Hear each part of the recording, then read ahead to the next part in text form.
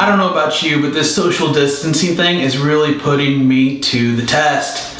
Not that I don't enjoy being with my family, but I really miss being with people. A few times this week, people have come to the church, and when I've seen them pull up, it's almost felt like being discovered on a desert island or something. In fact, I probably look a little ridiculous while I'm waving like a crazy person and trying to talk while maintain a proper distance. I can't wait until we're finally back together. I can't wait till things are back to normal and we can just gather. I think one of the big lessons we learn from this is that community matters, relationships matter, church matters, and being distant from each other is not how God created us. But I was thinking the other day about this whole idea of social distancing. And you know what hit me? Jesus. I'm so glad Jesus never chose to socially distance himself from us. Instead of keeping a distance, he entered into a broken body. While remaining sinless himself, the disease of sin surrounded him. And for the sake of a relationship, he came. In spite of what the disease of sin was going to cause in his life, he came. This is the heart of the gospel, that Jesus loves us so much that he came to us. And by coming here, he gave himself as a cure. The one sinless man defeating sin, becoming a remedy, restoring us to a proper relationship where we no longer feel distant from God. In the book of Hebrews, chapter 2, verses 14 and 15, and then in verse 17, it says, "Now since the children have flesh and blood in common, Jesus also shared in these, so that through his death he might destroy the one holding the power of death, that is, the devil, and free those who were held in slavery all their lives by the fear of death. Therefore, he had to be like his brothers in every way, so that he could become a merciful and faithful high priest in service to God to make propitiation or payment for the sins of the people." There's so much hope in this. Jesus came to us, and he came to connect with us, and he wants a relationship. And the only way he could make it happen was to give himself, so that there would be nothing separating us from the love of God. There's a story in the Gospels that really shows the great lengths that Jesus is willing to go to save us and reconnect us to himself. It's found in Matthew chapter 14. And as you pick up and you begin reading, you see that the day had already been anything but ordinary. Jesus had just fed 5,000 people off of 5 loaves of bread and 2 fish. And he did this by miraculously multiplying the bread and the fish again and again and again until everyone was fed. Nobody went home hungry. He made so much that there were leftovers. Now, apparently, things get a little bit dicey because in other gospel accounts it tells us that in that moment they wanted to make Jesus their king. And they sounded like they were willing to do whatever it took to make it happen by any means necessary. There must have been talk of violence or insurrection, something like that. So Jesus instructs his disciples to immediately jump into a boat and to get to the other side of the sea. Meanwhile, Jesus stayed back to pray and connect with his Father. I'm sure they were talking about all the craziness that was going on. So the disciples obey.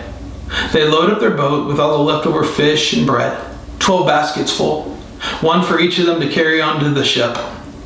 And they start rowing.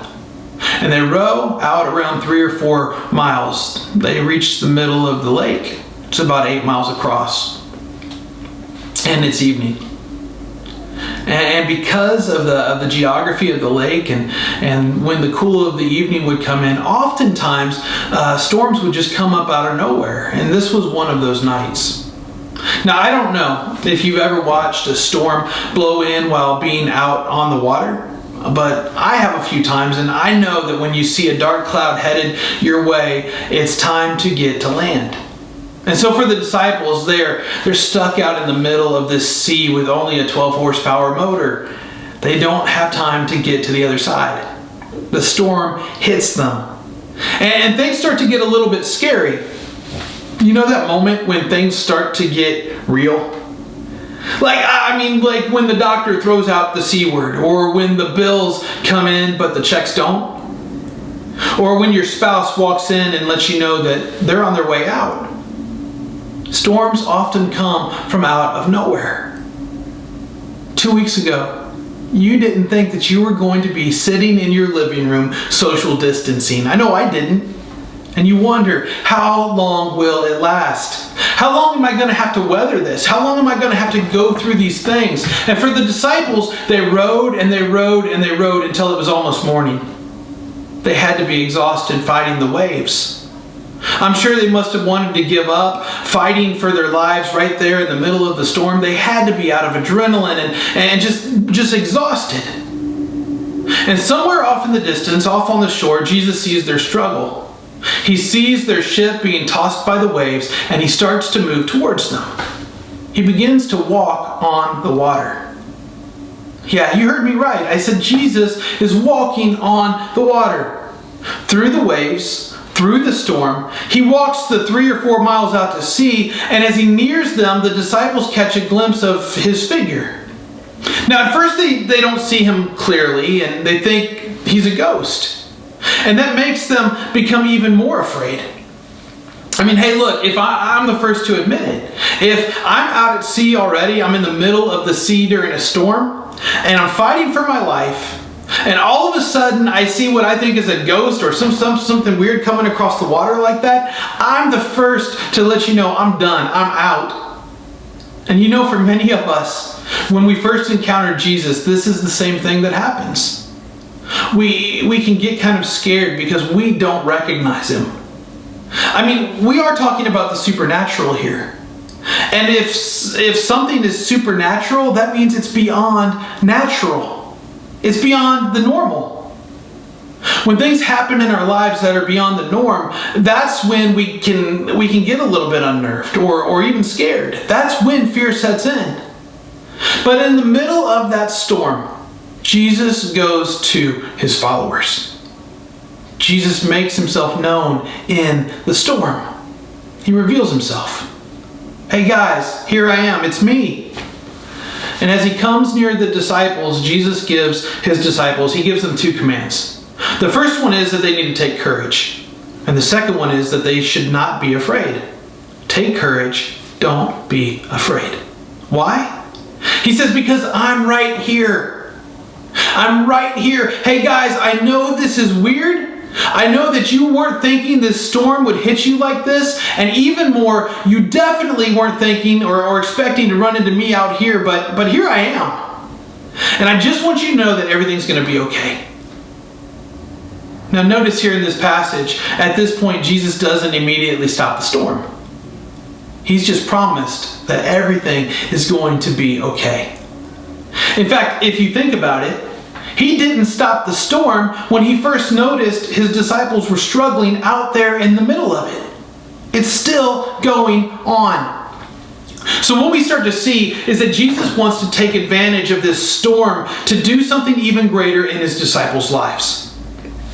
Well, in the middle of this storm, Peter, Jesus' loudmouth disciple, he speaks up. And he apparently decides to take Jesus' commands about taking courage and about not being afraid. He decides that he's going to take those things seriously. So he sucks it up and he gathers all the courage he has within himself. And he cries out, hey Jesus, if that's really you, if you're really there, let me come out on the water and walk with you. Are you ever like Peter? Hey God, if you're really there, if that's really you, then I want you to, and then you fill in the blank. I mean, how many times do we ask God to prove himself to us when there he is standing right in front of us already at work? He's wanting to work, Jesus is, and he's already revealed himself, and we try to do something to him like, hey, Jesus, if you're really there, if that's really you, then I want you to do this or that. We try to wield God like he's our personal puppet, like we command him instead of him commanding us. Anyways, Jesus is gracious. He doesn't rebuke Peter, but he does let Peter know who's in charge. He commands Peter to move. He simply looks at Peter and he says, come. Come on out here. And Peter obeys. He gets up and he gets out of the boat. And you know what happens next? He's doing it. He's actually walking on the water. Now, it's crazy enough that Jesus has just walked the 4 miles across the water himself, okay? But now, one of his followers is out there with him. I mean, we talk about miracles. Look, this is definitely a miracle. Both Jesus and Peter in this moment are defying science. They are defying the natural order of things. It's happening. Archimedes' principle, it's known as the buoyancy principle. It tells us that what is happening right now in this moment, it's impossible. Okay? I mean, look, I know that I can float in the water and I can tread in the water. But I also know that I cannot walk on the water. But here are two men walking across a sea in the middle of a storm and acting like it's a sidewalk. Jesus is working. The supernatural is occurring. And Peter is experiencing the amazing power of God at work in his life. And at first, everything is all well and good. I mean, Peter had to be in complete awe, just taking in this moment again. But as the storm rages and Peter is walking up and down the waves, he starts to get a little bit nervous. All of a sudden, he starts to look around at the stuff crashing all around him, the water, and all of a sudden, fear overtakes him. And he starts to sink. And as he goes down, he cries out to Jesus, "Lord, save me." Now, in this moment, I think something amazing happens. You see, Peter acknowledges Jesus as Lord. In other words, the one that he is submitting himself to. And he acknowledges his need for Jesus to do something that he is incapable of doing for himself. And this is what happens, or what has to happen in all of our lives when we realize our need for Jesus to save us. We have to submit ourselves to him, and we have to ask him to save. Well, as you keep reading here in Matthew 14, Jesus reaches down and he picks up Peter. And then he shouts out through the storm, "You of little faith, why did you doubt?" Jesus drags Peter on board the boat. He brings the rescue. Salvation is for Peter here in this moment. And then he calms the sea, the storm is over, and there's peace. Someone last week in the comments after the message, they put faith over fear. And that was a really great reminder. I mean, that's what we need right now, faith over fear. Because there's all kinds of stuff going on right now that can cause fear in our lives. And I do believe that the only thing that will conquer fear is our faith. But in saying that, I think we have to be careful. Because if we aren't careful, we might start to think that our faith is something within us that occurs by our power and not from a source from outside ourselves. When you see Jesus rebuke Peter, he tells him that he just didn't have enough faith. And if you take this at face value, you might begin to think that your faith is something that is reliant upon you. It's reliant on you. And we need to understand today that faith is all about focus. Peter sank because he took his eyes off Jesus. He lost his hope in Jesus, and so he started to sink. You know, my daughter's favorite fairy tale is the story of Peter Pan, the boy who would not grow up. And there's just something about that story that grabs your imagination. I mean, the flying and the pirates and all that stuff. It's an epic story. But when J.M. Barrie's famous play, when it first came out, there was a problem. You see, children were going to watch and play, or children who were going to watch the play, they would come home and they would try to jump off their beds and fly just like the characters in this play. The problem was they were falling on the floor and they were getting injured. So Mr. Barrie came up with a solution. He wrote in the idea of pixie dust. So children would realize that it wasn't their happy thoughts alone that would make them fly, but they needed the magic dust to lift them into the air. Well, speaking of his need to create the magic dust for those who had believed only to crash and burn, Mr. Barrie wrote and he said this. He said, "It was for such as they that after the first production I had to add something to the play at the request of parents, who thus showed that they thought me the responsible person about no one being able to fly until the fairy dust had blown on him. So many children having gone home and tried it from their beds and needed surgical attention." You know, we come up with all kinds of crazy reasons why our faith doesn't work. We didn't pray often enough or long enough, or we just didn't believe enough. We didn't sprinkle any fairy dust on it. Listen, faith is not some sort of magic formula. It's just not. It's a matter of keeping our eyes on its object, the Lord Jesus himself.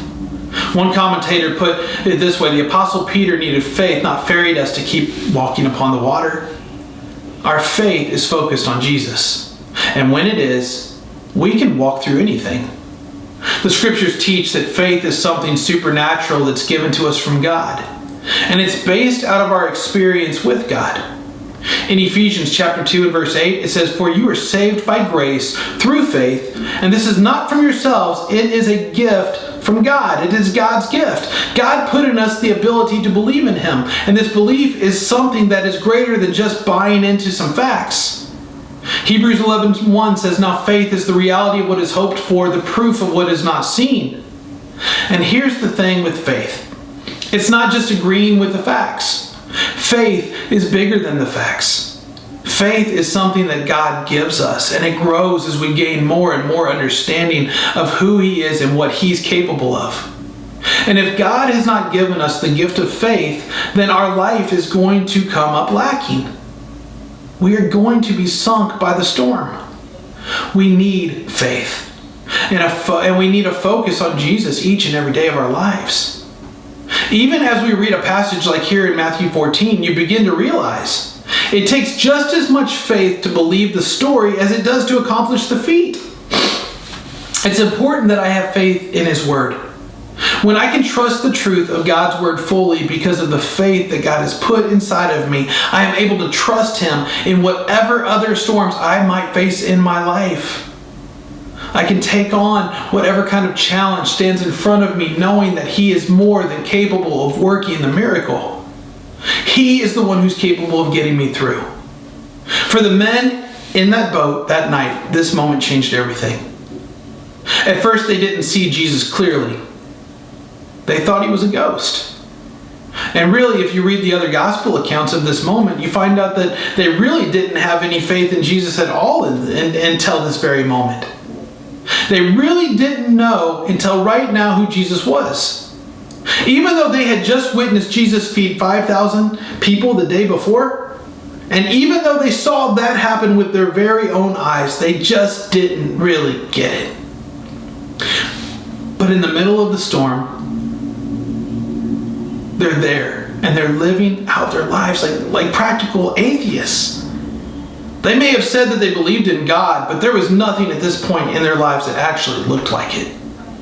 They're living on their own terms, rowing as hard as they can, and they're getting nowhere. But when they see Jesus walking on the water, their imaginations start racing. They see a ghost. But when Jesus reveals Himself, when He begins to work, everything changes. It's at this moment that the disciples move from fear to faith. And I love what happens next. Look at their response in verse 33. It says, "Then those who were in the boat worshipped Him, saying, 'Truly, you are the Son of God.'" All of a sudden it clicks. They get it. Faith is a gift that brings us to belief. And as our belief grows, our focus becomes clearer. We know Jesus for who He truly is. And it changes everything in our lives. And as we witness His work, we are drawn from worry to worship. Because we know who He is and what He's capable of. Because of that, we bow down before Him. And we don't fall to the storms that can try to take us down or take us out in this life. We bow down before Him. Moving from worry to worship is where we find our peace, our joy, and our hope. You know what I love about what is happening right now as we go through this virus scare? I love that it's created a storm. A storm in which if I keep my focus on Jesus, I know that I can walk through whatever the waves may toss my way. There's hope here. That whatever storm you're going through right now, Jesus can get you through it. You just need to keep your faith and your focus on Him. Hebrews 12:2 says, "Keeping your eyes on Jesus, the source and perfecter of your faith, for the joy that lay before Him, He endured the cross, despising the shame, and sat down at the right hand of the throne of God." My hope is that this week your eyes stay on Jesus.